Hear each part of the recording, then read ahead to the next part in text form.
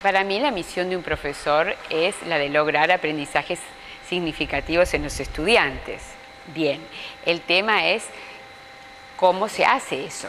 Y yo creo que la forma de hacerlo, o la mejor forma de hacerlo, es tratar de transmitirle al estudiante qué es lo que yo estoy haciendo cuando aprendo algo. Es decir, compartir con el estudiante mi proceso de construcción de conocimiento. Cuando yo voy a analizar un hecho histórico, ¿cuál es mi proceso? ¿Qué es lo que yo hago? Voy a fuentes bibliográficas, entrevisto a alguien, me pongo a estudiar, memorizo fechas, es decir, ese proceso mediante el cual yo estoy aprendiendo. No es volver a la Edad Media, pero es lo de aprendices y maestros, es decir, tiene que mostrar al aprendiz que es el proceso mediante el cual él va generando y va transformando un objeto determinado. En el caso de un formador de profesores, alguien que está formando adultos, futuros maestros o futuros profesores que a su vez van a formar estudiantes, que van a ser jóvenes o niños.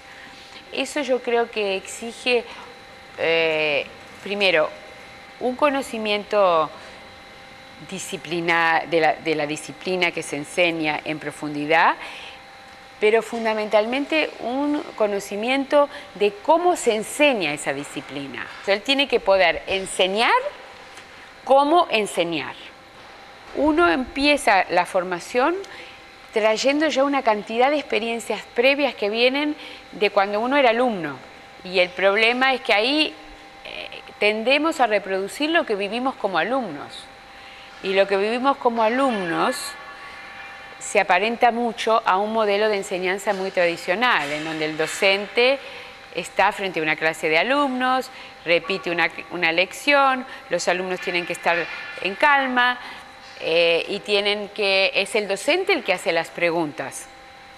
El docente le pregunta a los alumnos, cuando lo que a mí me parece que debemos reclamar hoy es lo contrario, es decir, los alumnos deben hacer las preguntas y el docente tiene que facilitar a que esos alumnos encuentren respuesta a sus preguntas.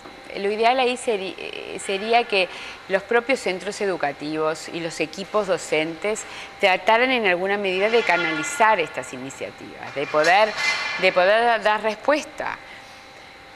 Para eso los docentes tienen que tener tiempo también, y el problema es que muchas veces el docente tiene sus horas que están regidas por el tiempo que pasa en el aula y por el tiempo que pasa corrigiendo escritos y le queda muy poco tiempo disponible para de repente trabajar más en equipo con grupos de alumnos que lo requieran o para tutorear a alumnos que tengan sus proyectos, etc. Entonces ahí también como que hay una gestión del tiempo del docente que tendría que ser distinta.